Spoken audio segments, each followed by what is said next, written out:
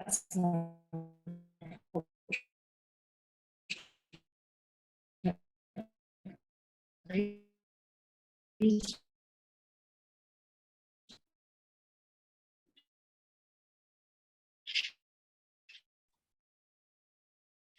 Richard, I'm not sure, you seem to have frozen there. We're not on mute. We're not on mute. This is Carrie. Yeah, this is Carrie. Okay, right. Well, welcome everybody to this first CfHAS seminar of the new academic year. We're delighted to welcome you all and to introduce our speaker for today, Helena Pedersen, who is Senior Lecturer in the Department of Pedagogical, Curricular and Professional Studies in the University of Gothenburg. Her research field is critical animal studies. Freezing, but, sorry, Richard, are you? Okay, I think there's just some issue there, Richard, with Richard's internet at the moment. So I'll just continue. Her research field is critical animal studies and critical animal pedagogy. She focuses on human-animal relations as an area of critical inquiry in education research. Her publications include the books Animals in Schools, Processes and Strategies in Human-Animal Education, and Schizoanalysis and Animal Science Education. Helena is a co-founder of Gothenburg University's Network for Critical Animal Studies in the Anthropocene, and also co-editor of the book series Critical Animal Studies for Brill.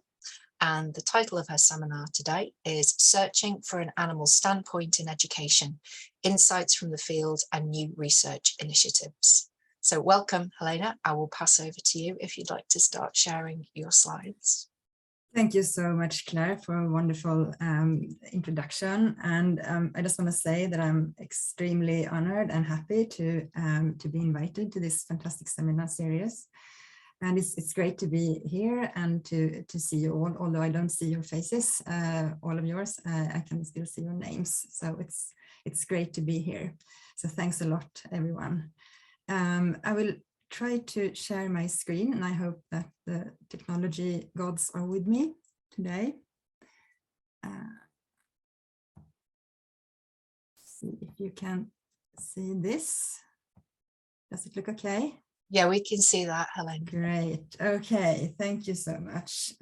So the title, as Claire said, for this talk is Searching for an Animal Standpoint in Education, Insights from the Field and New Research Initiatives.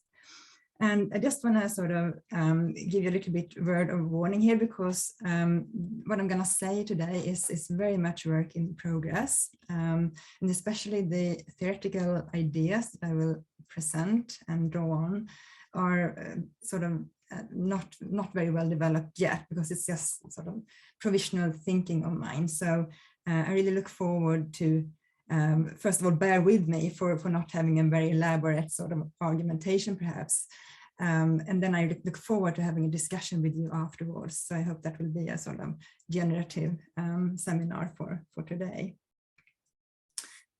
So just to begin with, Claire mentioned my two books, and I just wanted to show you how they look like, and apologize for the self-promotion here.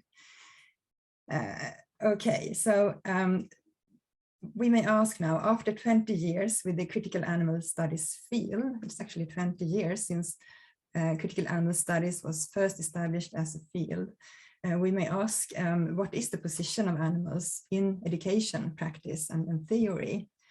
And has critical animal studies left any trace whatsoever in education studies? And I will argue that this is not only an issue of interdisciplinary interest within education studies, but it's actually a pressing concern for society at large. So in my talk here, I will discuss two recent research articles that are not written by myself, but by other people in education, especially the subfields of early childhood education and teacher education, respectively. So there are two articles I will discuss, and they both explicitly address human-animal relations in education as part of their research objectives. So that makes them interesting. And then drawing on the Norwegian philosopher Harald Ofstad and the French philosophers Gilles Deleuze and Félix Guattari, I will discuss the deeply problematic manner in which the claimed ethicality in both articles conceals and even endorses animal suffering and exploitation. And then I will ask whether an animal standpoint at all can be said to exist in education research. And I will point to some emerging research initiatives that belong to a new generation of critical animal studies, scholar activists, who with their work are bringing hope to animals. So we may want to say a few words first about why is education studies important for critical animal studies scholar activists. Well, I argue that there are a couple of specific reasons for why education studies is important. And the first reason is that education studies is interesting because it is not only an academic discipline, it's actually intimately connected to a specific practice. And that practice is the teacher profession. And this means that education research has a potential impact on what actually goes on in classrooms, what and how children learn. And I say potential because if those of us who are in educational philosophy, and I'm doing that a little bit, we know that there is no straightforward or direct connection between what is actually taught by teachers and what is learned by students. There is no causality here. There's no straightforward connection, no direct relationship, although we would hope so. But education is intrinsically a very unpredictable process that we can't control really, what is being learned. So there is a potentiality here that is important to emphasize. But still, there is a potential impact on education research, on what actually goes on in educational practice.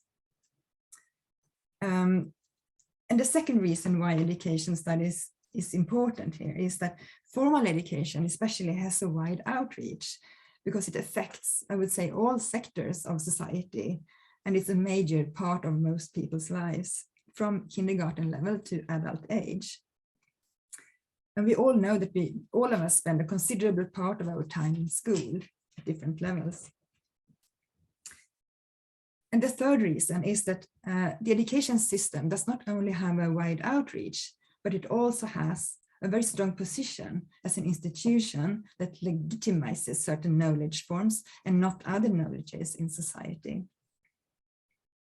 So it has this position as a societal authority, an institution that has a legitimizing function of certain knowledges.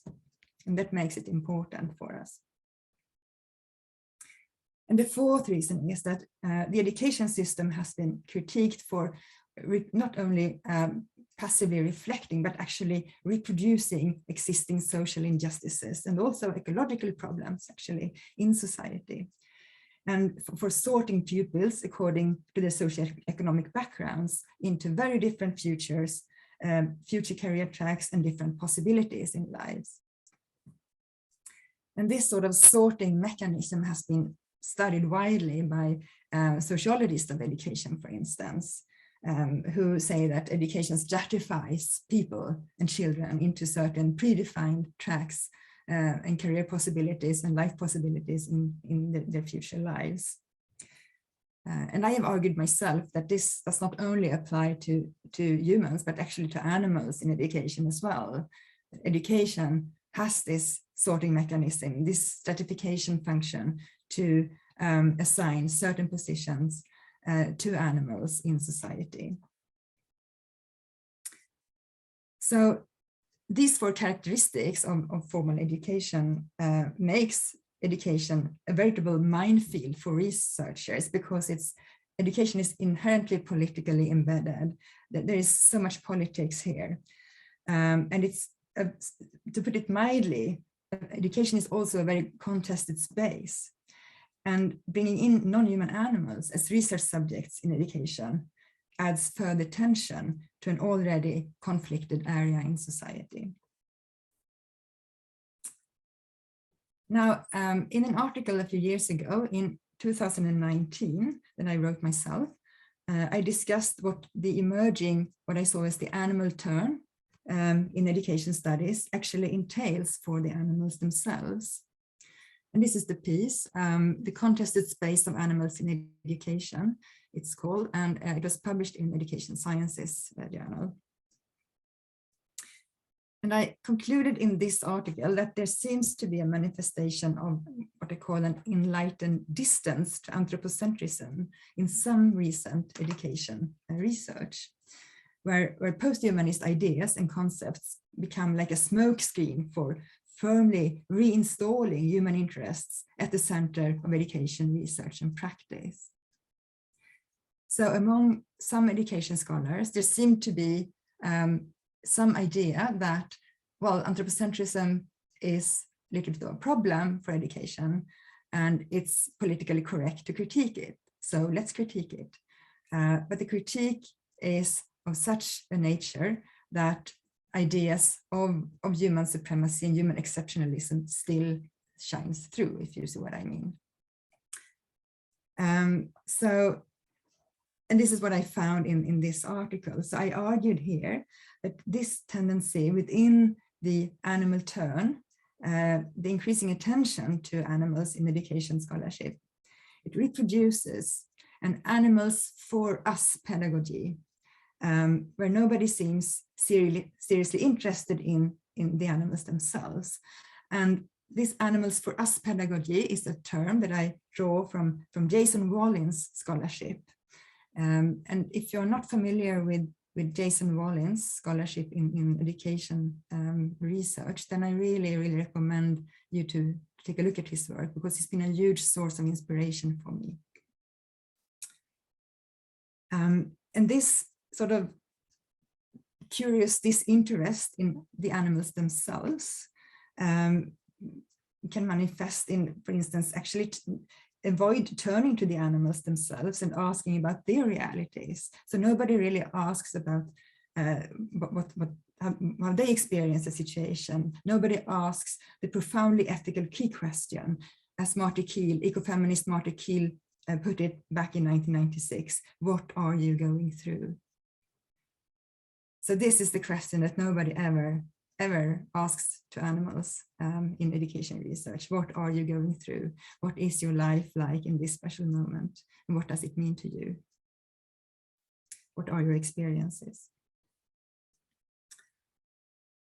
So with this concept of the enlightened distance to anthropocentrism, in 2019, I tried to capture what I saw as an emerging and deeply troubling tendency in this post-humanist education research.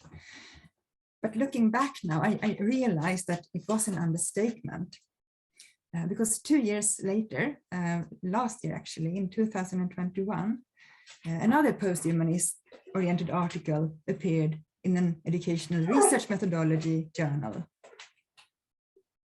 And the article title,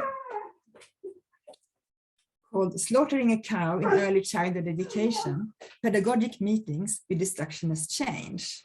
This title is pretty straightforward, I think, although I had to read the article really carefully in order to fully grasp its disturbing agenda. So I will say a few words about this article to give you an idea of what it is about and what kind of agenda it sort of promotes. So the article analyzes a situation where a group of Norwegian kindergarten children are brought on a field trip to a farm to participate in cow slaughter. The research aim is to, and I quote, to explore some unintentional changes that occurred at the slaughter event and to speculate as to how ethical complexities are entangled with multi-species lives in education, end quote. So working with what they call a relational ontology, this article also claims to engage critical animal studies without embracing the explicit aim of animal liberation. and I have to repeat this sentence, I think, this quote, they engaged with critical animal studies without embracing the explicit aim of animal liberation. Now let's stop and think for just a moment. How is this possible? Is it possible? Of course, it's not possible, because critical animal studies is about animal liberation, period. So without that aspect, you take away the essence of critical animal studies. You take away what it is. But this article claims to do so, to engage with critical animal studies in this way. And in doing so, it problematically complies with animal exploitative practices and the socialization of young children into not only a normalization, but an endorsement of animal abuse. And it's actually has an interesting similarity with the sociologists Dorian Solot and Donald Arluke's sort of pretty old right now ethnographic study from 1996, which is a study of an animal dissection exercise in a US middle school. During this dissection exercise, Solot and Arluke show how the attitudes of the children when they sort of pursue the first dissection exercise in their lives with an animal, a fetus, how their experiences, their feelings shift from silence and caution and nausea to wildly playing around with the dismembered animal's body parts. And this is exactly what goes on in this Norwegian article as well, that takes place at a farm with children. And it's notably boys' attitudes to this violent act of animal abuse that undergoes this shift from caution and nausea to actually wild play and sort of disrespect, I would say, clearly, about, toward the animal, the killed animal. So I find this rather problematic, but the authors of the Norwegian article here, they refer to this event as new possibilities for care, learning, creativity, and play. So with conspicuous disregard for the cow whose life was taken, they further conclude that, and I quote again, death means more than the end of something, and that right and wrong are not simple or stable categories, end quote. And I would say that such is the profound speciesism that is embedded in post-humanist education research jargon.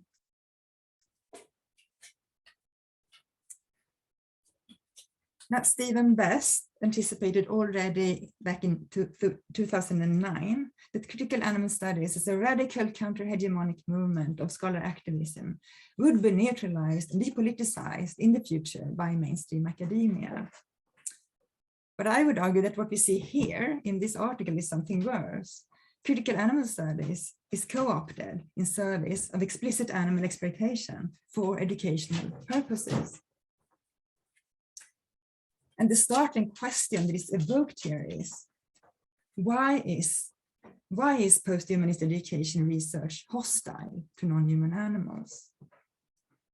Because what I see here is not only like a marginalization or ignorance, it's actually hostility, at least elements of hostility embedded in this research.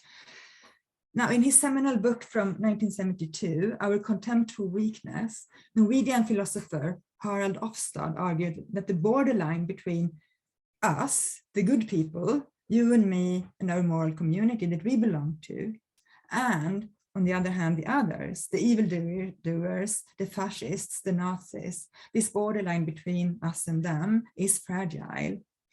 We have to turn our attention to ourselves and critically scrutinize the ways that we identify with power and authority in our daily lives. And criminologist Ragnhild Solund, who will actually speak in this seminar series in just a few weeks, she refers to Harald Ofstad when she suggests that animal abuse may be triggered by the animal's helplessness, underlining the power of their possessors, and that helplessness, weakness, may invoke empathy, but also contempt and justifications for violence. Now, Harald Ofstad's thoughts resonate with Deleuze and Guattari's ideas about microfascism. And to be correct now, it's rather Michel Foucault's reading of Deleuze and Guattari's book Anti-Oedipus as bringing forth ideas about microfascism. So it's not Deleuze and Guattari's words themselves, but it's actually Michel Foucault's reading of them. But still, microfascism, the mundane and unreflected forms of fascism inside us. And in our relations with animals, of course, we don't speak about fascism, but we speak about breeding techniques, about production efficiency, about humane slaughter. Or as in this early childhood education article, we may speak about destruction as change. At any case, formal education is, as all of us who have gone to school know, about power hierarchies. It's about hierarchies between teachers and students, between adults and children, between children themselves, as well as between school subjects and different forms of knowledge.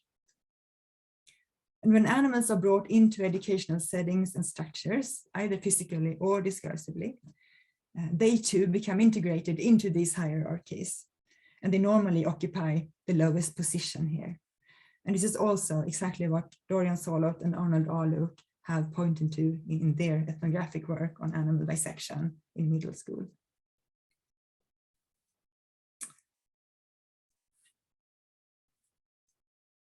So let me now move on to my other example or case study, if you will, in education research, because we can see a similar tendency in another research article quite recently in 2019, this time in a Nordic science education journal, where teacher education students are trained in discussing what they see as authentic questions connected to animal rights.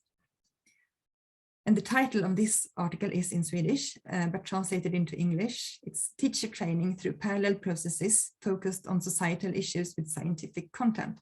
When is it right to kill an animal? So this question, when do you think it is right to kill an animal, is supposed to be an open question. But looking closely at it, it is not. Because it is a question that subtly constitutes animals as ontologically killable for human purposes, even before any classroom discussion has even begun. So this was not an open question posed to the students, but it was followed by 14 alternatives presented by the teachers. And one of the teachers was also one of the authors of this article. So one of the teachers here had also a researcher role, right? So when do you think it is right to kill an animal? We have 14 sort of alternatives or cases here for students to reflect on in sort of a moral discussion. So do you think it's right to kill an animal while collecting butterflies? When finding a tick on your body, putting an earthworm on the hook, hunting elk, boiling crayfish, being stung by a mosquito, doing animal experiments on rats, doing animal experiments on monkeys, fishing, hunting rhinos to use the horn, breeding minks, breeding and slaughtering chickens to use for food, emitting greenhouse gases that destroy the polar ice for ice bears, laying out roads and railways through nature areas. And these questions I have translated from Swedish to English myself, so it's my translation here, I should point that out.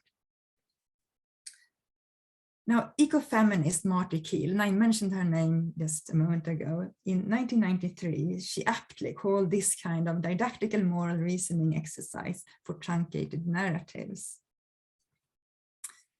And what is a truncated narrative? In Kiel's words, for example, we are asked to weigh the value of an animal used for research in a laboratory against the value of a human being who is ill.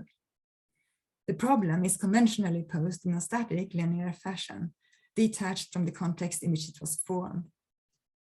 In a sense, we are given truncated stories and then asked what we think the ending should be. And it strikes me like this kind of sort of moral reasoning exercise in teacher education appears as a kind of truncated narrative. because the questions that we are given here, or the students are given, they are decontextualized by obscuring the power arrangements that produce the formulation of these dilemmas, as well as the way that they are embedded in a web of exploitative practices.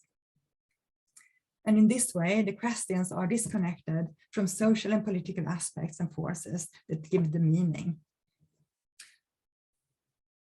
So to be fair here, I really do believe that the teacher intention was to have this sort of open, unbiased moral reasoning discussion among the students. And that these questions should trigger sort of what they call the deliberative discussion process, where different alternatives are weighed against each other. And the students also will identify what new knowledge they will need in order to actually respond to these questions. So I think this is a pedagogical idea that is also very idealized in Swedish science education, particularly. And I don't know if any of you recognize this from your own education or elsewhere, but in Sweden, this has been sort of central, actually, especially in science education didactics. So I think the intention of the researchers here and the teachers, it was sort of, they were good intentions. But the way well, let's take a look at how it comes out actually in the student perspective, the student discussions here. So this is an example of student discussion relating to these questions that I took from the article and that I also translated myself from Swedish to English. So, okay, we have a few students here in this situation. We have Maria, we have Jens, we have Ruben and a few others. And Maria starts. And this discussion is about one of these questions, namely the boiling of crayfish. Okay, so Maria starts. It is the way it is done because it is, and then Jens comes in. You put them in the pot while they are alive. Yes, exactly. It becomes somewhat macabre. The elk, you shoot, bang. Hopefully it keeps well and it dies immediately. Yes, there seems to be an agreement here. How is the crayfish's consciousness to? Yes, it is also why I have difficulties to. Yes, but they don't die right away, or do they die right away? You put them in the pot while they are alive and boiling. Yes, but I know, but then it is 100 degrees, die. Otherwise it is like, actually, it probably takes quite a while before. Yes, I don't know. I have, would you eat them? Do you boil them or you crack the whole shell? Then it feels more humane to boil them than if you would crack the whole. So I think what we can learn from this student discussion is that from these ostensible open questions, it becomes impossible to actually question the killing, the rights of humans to kill animals in the first place, because it's so embedded as a normative issue in this question. So I think this kind of discussion between students is quite expected. It also resonates very well with what I have seen myself in my own empirical ethnographic research in schools. So animal exploitation is omnipresent in human society and is actively reproduced in education. And here we get some idea of how this active reproduction actually can look like in actual seminar situation with students. In the first article, the Norwegian slaughtering a cow article, the reproduction happens through socializing young children into accepting and ultimately enjoying animal slaughter. And in this article, the second article, the target group is teacher students who are expected to pick up the anthropocentric questions and teaching strategies they received from the education and employ them in their own professional practice with children in the future as future teachers. So these two research articles in education that I have told you about, they're often very different, but equally illuminative insights into how the active reproduction of animal objectification works in contemporary educational practice and research. And I argue now, very provisionally though, that both examples may be understood in relation to Harald Ofstad's ideas of contempt for weakness and Deleuze and Guattari's thoughts on microfascism. And this is underscored by the claimed ethicality of both educational events that effectively conceals and denies non-human animal suffering. So, where then should we look for a more hopeful relationship with animals in education research? Is there anything that can be called an animal standpoint at all in education? Well, Sandra Harding's feminist standpoint theory brings the life experiences of marginalized groups to the center of research, arguing that these perspectives, the marginalized perspectives, they increase our objective understanding of society because they draw our attention to issues and aspects that the dominant culture would otherwise have overlooked or ignored. And it is an increased objective understanding in the sense that it's less partial and less distorted understanding of society that we get from bringing in marginalized perspectives. Education researcher Richard Kahn has proposed an animal standpoint theory as a non-speciesist form of knowledge production that takes animals' interests seriously and informs our relations with them and their position in the social order. And as Richard Kahn eloquently puts it, I quote, "Those who speak from the animal standpoint occupy something of a morally eschatological space in which they are left to piece together clues out of the catastrophic rubble of the past in order to map the prospects of hope." So Richard Kahn also points out, as the animal standpoint seeks to understand the world from multiple evolving locations and experiences, there is no single universal animal standpoint, but multiple heterogeneous and contradictory situations where most animals struggle to endure short and torturous lives, evade suffering and death by human hands. So what could it mean then to pursue education research from an animal standpoint? Well, the pioneering volume Education for Total Liberation, which is edited by Anthony Nocella and others, offers plenty of inspiring examples. And if you haven't looked at this book, I recommend it very much. It's very inspiring. But I won't look at this book now, but what I will do is to bring your attention to the works and the work in progress of 4 emerging researchers, 2 PhD students and 2 recently graduated, who are not included in this book, but who will contribute to charting out the future of critical animal pedagogies. There are, of course, many others who deserve our attention, but I mentioned these in particular because I work with them and I'm familiar with their projects. So here we go. The first person I would like to mention and acknowledge here is Dr. Maria Helena Sari, affiliated with the University of Oulu in Finland. Maria asks how animals can become stakeholders in education. She argues that systemic violence to animals is central to our current ecological crisis, and that this violence is deeply embedded in our present sustainability concepts that also permit education.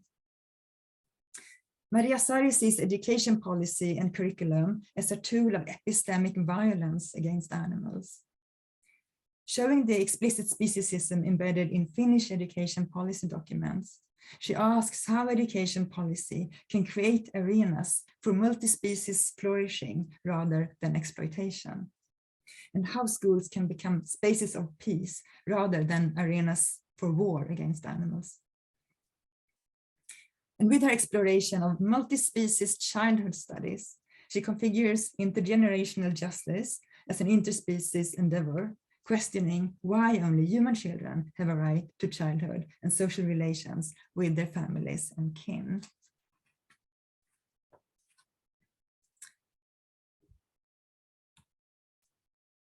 So the next person I want to draw your attention to is Dr. John Drew at Western University in Canada. John criticizes how animals are largely erased from literary education and curricular practice, and how they could be actively incorporated into literary pedagogy. Animal stories, including those focused on farmed animals, are prominently represented in children's education. They are all over the place in children's culture as well. Yet the animals in these stories are typically anthropomorphized in ways that help guide children away from critical issues pertaining to animal exploitation. In leaving the representations of animal violence unexamined, educators help to facilitate a pedagogical naturalization of exploitation. In counter-hegemonic readings of canonical animal-themed books used in Canadian literacy education, such as Animal Farm and Charlotte's Web, and in his own teaching practice with children, because John also is a teacher, he engages a disruptive literacy pedagogy where animals are allowed to emerge as subjects and their oppression is challenged.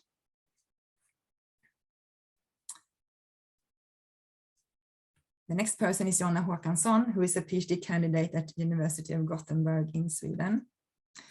Jonna works with teachers, students, activists, and researchers to collaboratively develop pedagogical approaches to critical animal studies and explores how critical animal studies can be integrated in upper secondary school. Jonna investigates what kind of human-animal relations are enabled or disabled when critical animal studies is introduced in upper secondary classrooms. She explores what tensions, emotions, or possibilities for acting are set in motion when anthropocentrism is open for critique and human-animal relations are engaged through a normative lens. And questions asked are, where are the boundaries for critical animal studies, teaching and learning in formal education, and what are the possible openings? Does educational practice and thought change with the animal subject? And does critical animal pedagogies give rise to potential to transform human-animal relations within and beyond education?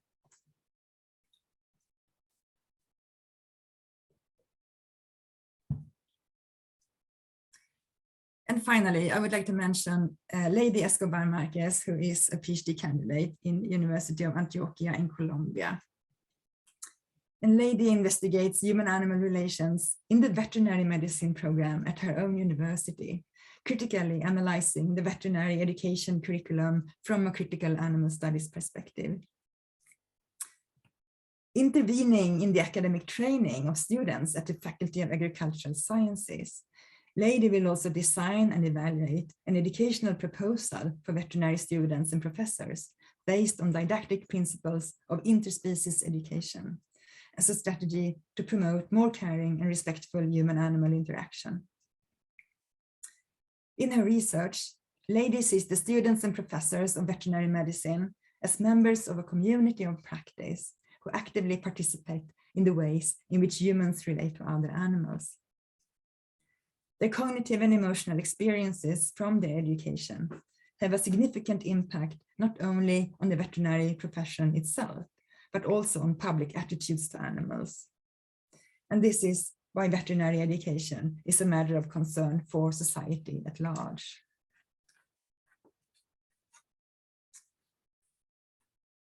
So these emerging critical animal pedagogy scholars come from different parts of the world, but have in common that their works originate from the acuteness of the current situation, from the urgent need for knowledge development that can contribute to real change, and from a deep personal engagement with the animal subjects affected by our profoundly unsustainable ways of living and educating.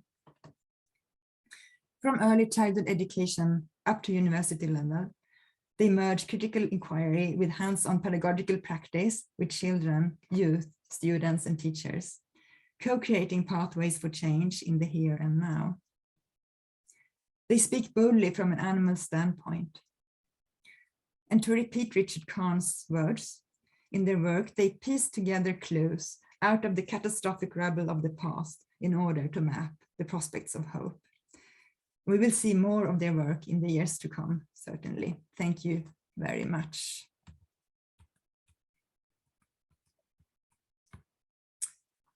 Thanks for your attention. Maybe we can open up for discussions, questions or interventions. Thanks, Helena. That was fascinating. I'm sure we've got some questions, so we'll open it up now. I can see most people, I think, or the black squares that represent each of you. So if you'd like to use the little hand sign, raise hand sign, which you can find down at the bottom of the screen, or just shout out and I will come to you. So questions for Helena?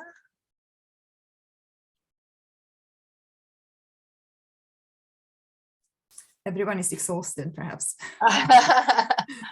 Well, let me start then. So I'm particularly interested in what you were talking about, Helena, when you were talking about anthropomorphism and the issues around the kind of anthropomorphic representations, and I'm just really interested in how you navigate this, if you like, this problem of taking the animal standpoint and then at the same time, you know, kind of navigating what might be this kind of anthropomorphic sort of danger or trap that people feel is out there. I wonder if you could perhaps respond to that. You know, navigating in research or in teaching.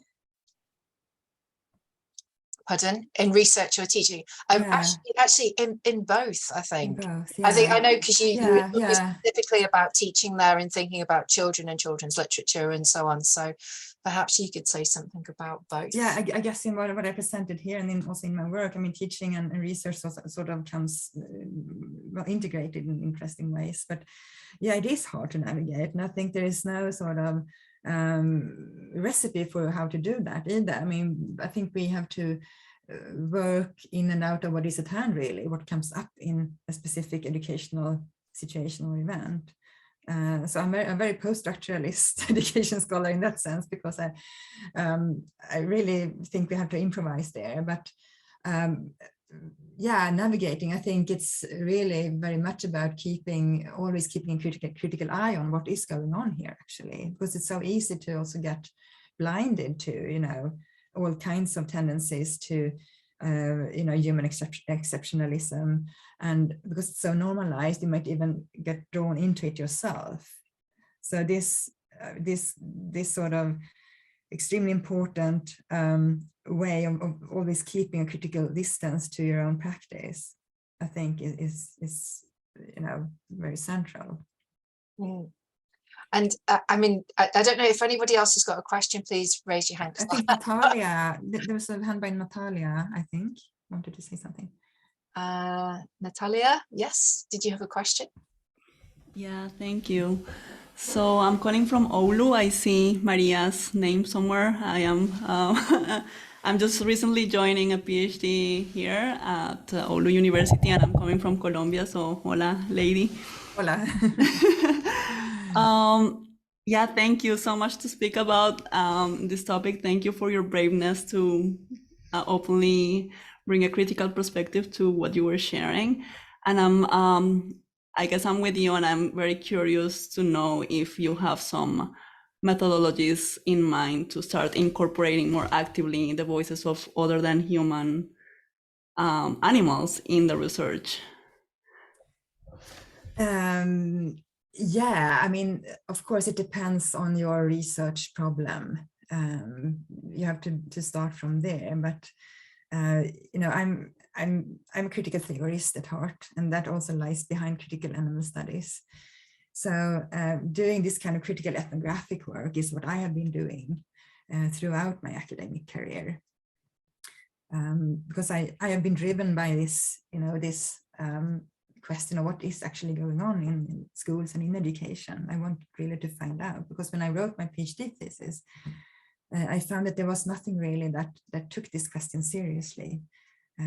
So through critical ethnographic approaches, I wanted to really, you know, sort of look into this small part of social reality that is education. and what goes on with animals there. So that is definitely one way how I started. And then I sort of, building on that, I have applied sort of more and more concepts, perspectives from philosophy of education onto that in order to sort of, render problematic certain taken for granted assumptions that I couldn't really reach with critical theory, in the sense that I had worked with it before in a sort of sociologist way. So for me, I mean, turning to sort of educational philosophy has been a very generative experience and journey for my own learning, actually, and especially working with Deleuze and Guattari has provided a lot of, mind-blowing experiences for me, I would say. And that is also what my latest book, Schizoanalysis and Animal Science Education, it tries to engage that part of research. Yeah. So thank you for that question. I hope it was a response in some way. Thank you, Natalia. Do you have more questions? Anybody? Either just raise hands or I will endeavour to see. Richard, sorry, yes, you got your hand raised there. I apologise. I didn't want to butt in. Okay, people just really, people might be interested to know that in 2 days' time, the Vegan Society here in the UK are hosting a conference in Liverpool on basically, I think they're calling it the big veganism in education conference, and it's a big focus on vegan inclusive education, so which is being abbreviated to VIE, vegan inclusive education. I think most of this conference, unfortunately, will not be online, but you can see details of the conference on the Vegan Society webpage.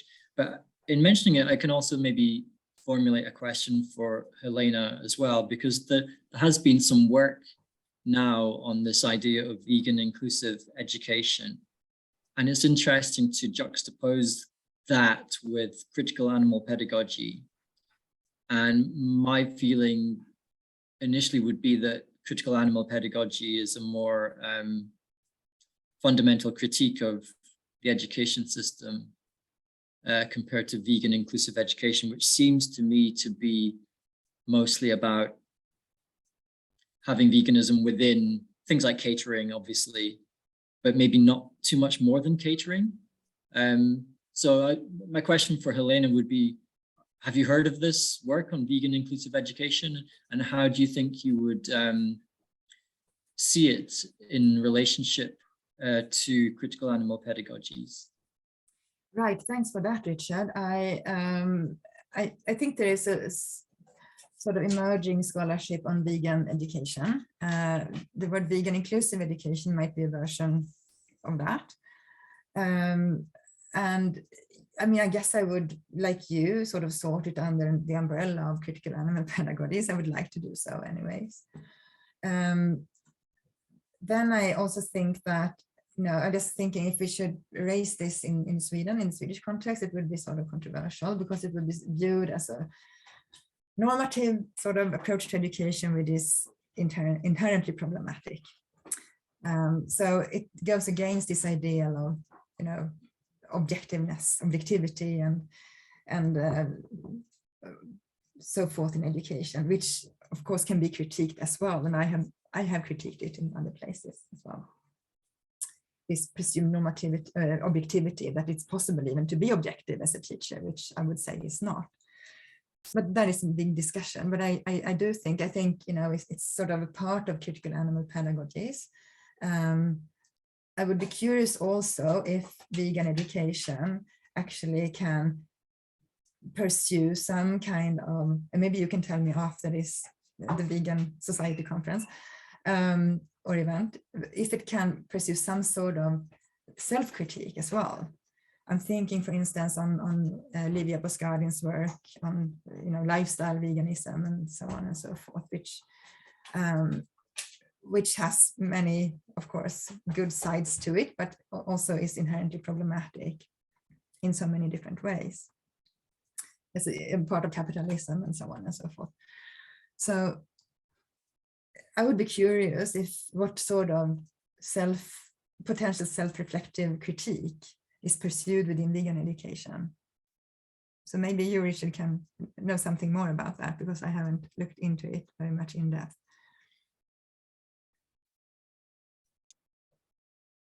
Okay.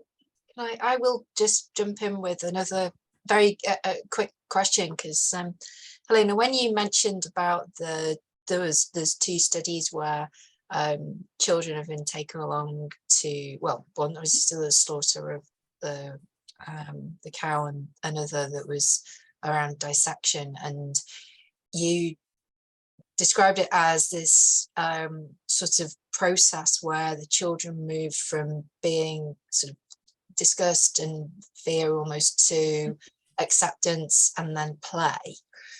I'm just really intrigued about what was the teacher's role in this. I'm just, because were the children just left? Are people actually suggesting that this is some sort of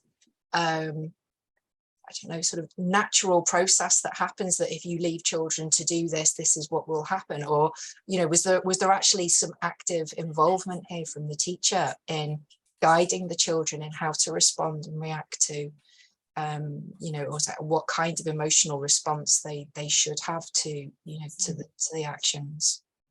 Right. No, I think what I learned from both, what I took from both the articles, the Norwegian article of the slaughterhouse event with the kindergarten kids, and the one that I referred to by Sanderson Arluk, or Solomon Arluk, sorry. It's 2 very different articles. They are totally different, the way I see it. But I think the teacher role is interesting here, because what we can take from the articles is that the teacher role in both cases seem to be a kind of supportive rather than intervening. So actively sort of encouraging, supporting, seeing everything that goes on here as a sort of sign of learning. Oh no, they are learning something now. So yeah, and I think this is might be also very typical with teachers who work with young kids. I'm not doing it myself. I don't have that kind of background at all, so I might be on deep water here. But it seems to me like there is a sort of general tendency among teachers to want to encourage and support their kids, and to see everything as sort of as a sign of learning learning something, who knows what, you know.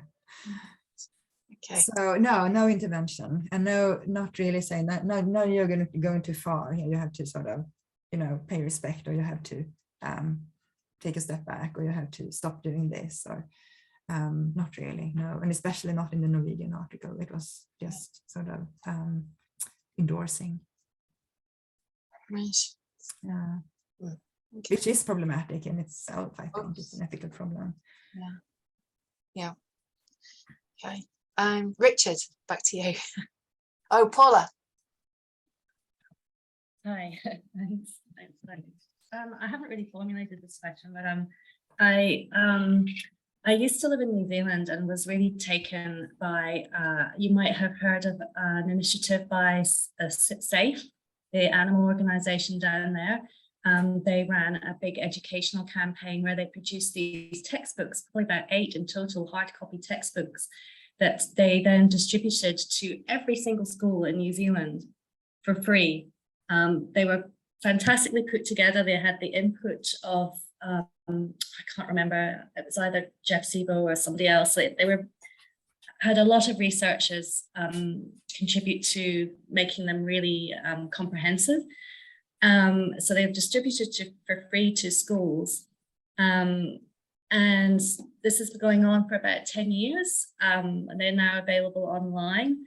And I just thought it was a fantastic initiative. They've done reports on their impacts, and the teachers have sort of fed back. They were on everything from the use of animals in farms to sentience to animal rights, so covering quite critical aspects as well. And back here, I interviewed the person that's developed these resources initially, and also started looking at similar resources available in the UK. And I noticed that several animal organizations here provide such materials for schools.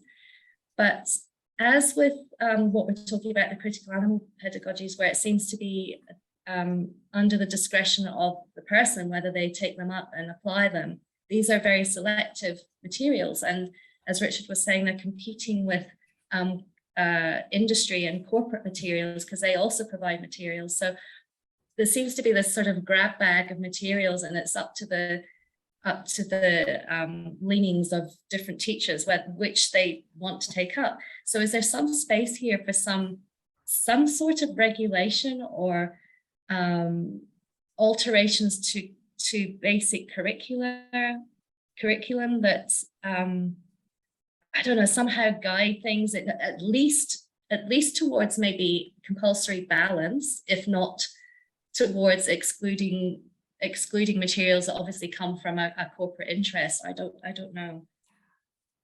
Yeah, that's a very good question, I think. And, you know, I think, at least I can't speak for all national curricula, obviously, but in Sweden it's very generally formulated. So it's exactly that way that you explain it. I mean, it's up to the teachers themselves, basically, what to do or not to do, because, of course, animal-human relationships are not mentioned at all in curricula. It's profoundly anthropocentric in Sweden. And I think Maria Sari might have a few things to say about the Finnish national curriculum as well, because she has studied it very much in detail in her PhD dissertation. But it seems like it is, when there is nothing to guide teachers really in the curriculum, then they become very much exposed to whatever forces in society that have, you know, the most power or influence. And we know from the media and everywhere that the relationship between animal rights NGOs and the animal industry lobby, it's not equal, to put it mildly. You know, it's a vast difference between their positions. So this in itself, I would argue, becomes an obstacle for teachers to actually bring in animal-friendly materials into their classrooms. They might not even know that they exist, you know. So even if they know it exists and have access to it, they might feel very insecure about how to use it in a sort of professional way, because their own teacher education most likely has not included human-animal relations didactics. So how can we expect teachers to know how to take on this material with some sort of professional integrity or self-confidence or whatever? I mean, it's the conditions are really very, very much against the animals' interests in education policy. Maria, I reach out to you, Maria, now. Do you agree? Or do you have other experiences from the Finnish curriculum? First, hello, Helena, and thank you so much. I'm actually a bit speechless just hearing myself being mentioned in your presentation. So anyone who works in this field will know that Helena Pedersen is like the most influential figure in our field. So I feel very honored to be mentioned in this presentation. And as Helena mentioned, I did look at the Finnish curriculum in my doctoral thesis, and I would agree that it's a very, even though there might be avenues through which to address these topics, it really is, the problem is more systemic of how do we make sure that even though these materials are really important and these resources really do provide an opening to discuss animal issues in more animal-friendly ways, there really is such like the ways that animals are highlighted in the Finnish national curriculum really do highlight and normalize this instrumental positioning of animals. So it really is up to the teachers themselves, and like what Helena said, it's really up to the teachers. And if in teacher training we don't offer the tools and the skills to discuss these topics in classrooms, then really it might be an uncomfortable position to be in as a teacher, because you don't know what is the right place to have these conversations. So I worked as a teacher before working as a researcher, and I know this doubt that you might feel about how to begin to discuss these issues. Yeah.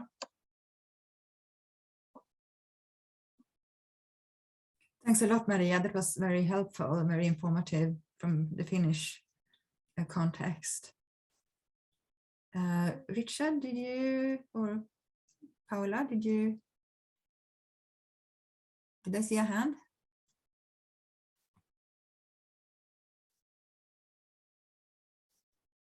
Did you have a question, Paula? No, still, yeah. No, okay. There we go. No, that was fine. Thank you. Sorry, I was having a trouble with the button. No, that's great. Yeah, it's just it is a problem, isn't it, when the corporate and industry lobbies are pumping out equal materials with more money backing them, and yeah. One that I noticed the other day, the very major Danish dairy company Arla has a very extensive educational campaign across lots of different countries, actually. So it's using its economic might to normalize dairy consumption in many different countries. Yeah, and it has been going on for decades, for a long time. I mean, the history of Swedish education is very much a history of dairy education, actually, to that extent. And Arla is a major player in that, supported, by all political parties in the beginning. So in Sweden, at least. And I know this has happened also in other places, in Finland, as Maria said, in the US and elsewhere. So it seems to be they are gaining ground internationally, I think, more and more as a global corporation. So that is a huge problem. And it has like in Swedish schools, Arla has had or the dairy companies have had like a sort of semi-authority position almost, so normally, I mean, corporations and private sectors shouldn't have easy access to schools. This has changed a little bit, but historically it has been a sort of obstacles for them to come into schools. But Arla has had sort of free access always. So the dairy companies have had a very privileged position here in relation to Swedish schools. And I remember this from my own schooling history as well. I mean, it was all over the place. So.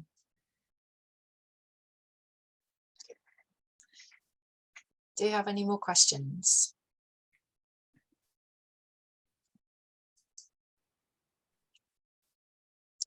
Comments, critique, interventions?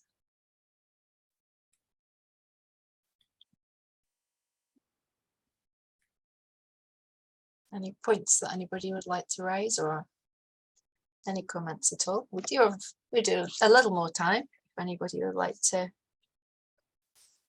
I would be curious to know if anybody, because we all have experience from our own educational backgrounds and schooling, if anybody has experienced anything that is sort of related to what we have talked about, that I have presented also in the articles.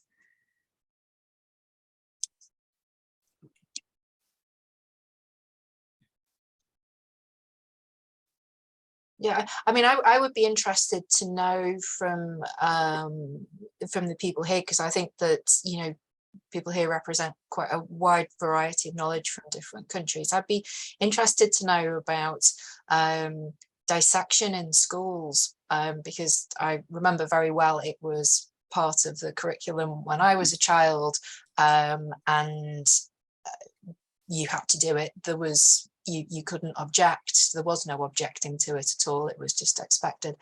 I'm interested to know how that you know, if that's the same in other curricula elsewhere, or is this something that that now has you know,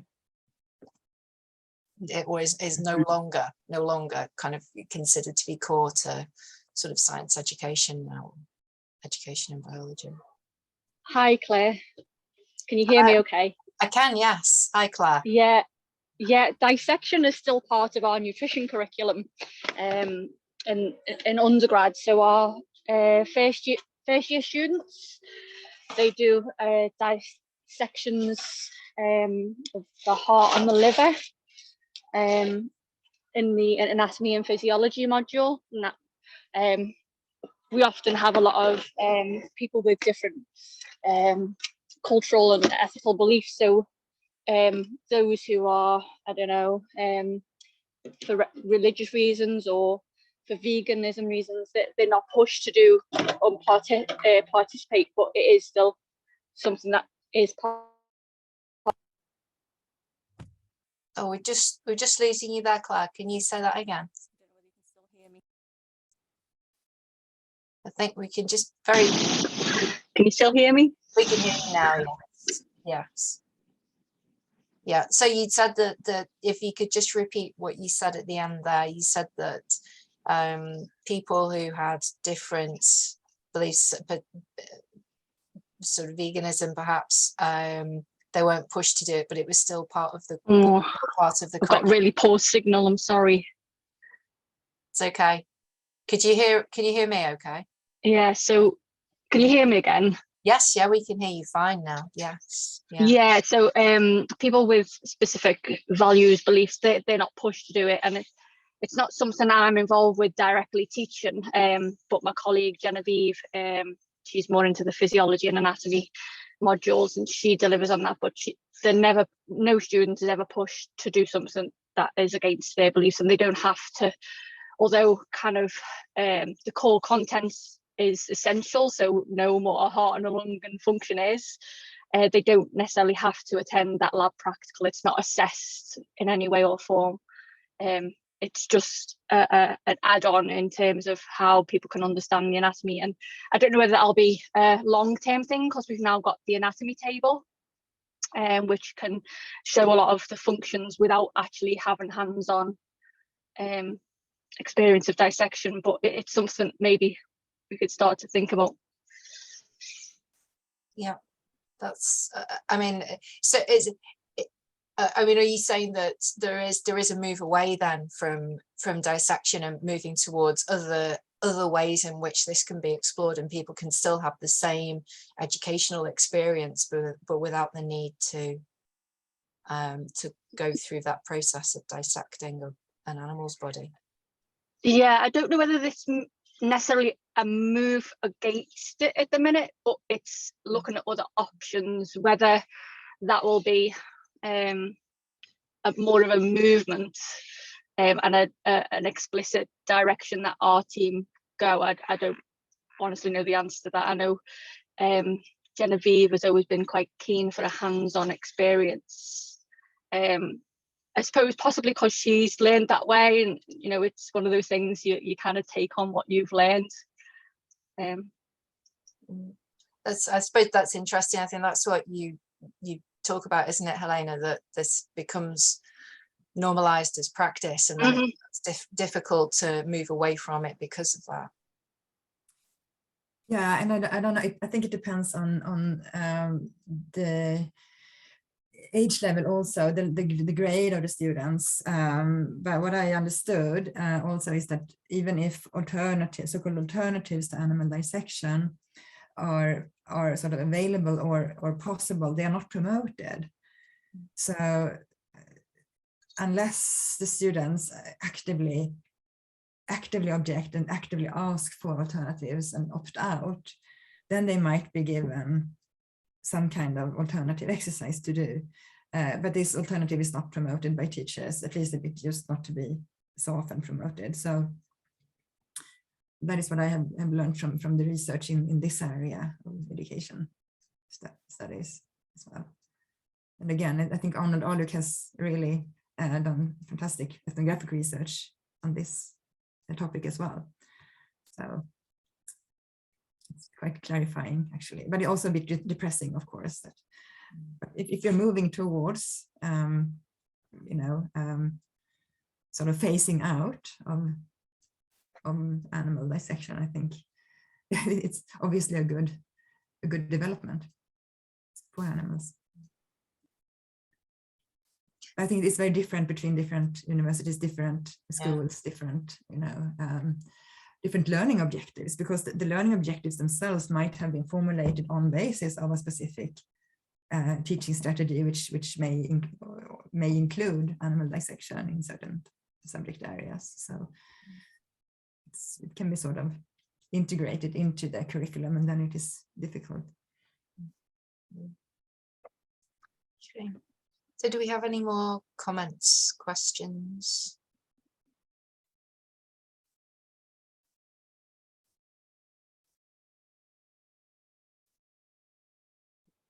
No? Okay, so it just leaves me then to say thank you everybody for joining us today, and thank you so much to Helena for a fantastic talk. Wonderful insights as always, Helena. Thank you so much. I think we all really enjoyed it very, very much, and fascinating, and thank you. And if you would all like to Thank you for having me. It's not the same, is it, when we do this, but Thanks to everyone for joining, and please get in touch if you want. It would be fantastic to continue the discussion elsewhere at some point. And I will give, for those of you interested, I will give another talk for the Animals and Society Research Initiative lecture series, which is on 18th October, also on Zoom. So those of you who are in, it will be another paper that I will discuss, also very much work in progress, but perhaps a little bit more developed than this one. So bear with me, but I think this one will be a little bit more developed. And it will be about post-anthropocentric education. Fantastic. So thanks, we'll see what happens there, but you're all warmly welcome to join that one if you want. Thank you. And can we also remind you about our next CfHAS seminar as well, which is in a matter of a few weeks. Richard, can you just remind everybody of dates and so forth? You're on mute.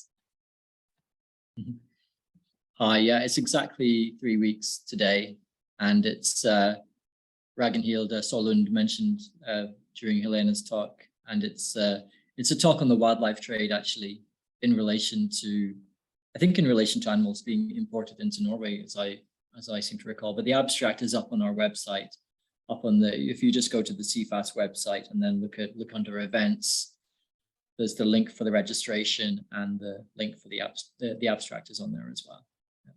Brilliant. Thanks, Richard. So thank you very much, everybody, and hopefully we'll see you all in a few weeks' time. Thank you so much for coming. It was great seeing you. Thank you. Bye, everybody. Thanks. Bye. Do you remember to stop the recording, Claire? I will do now.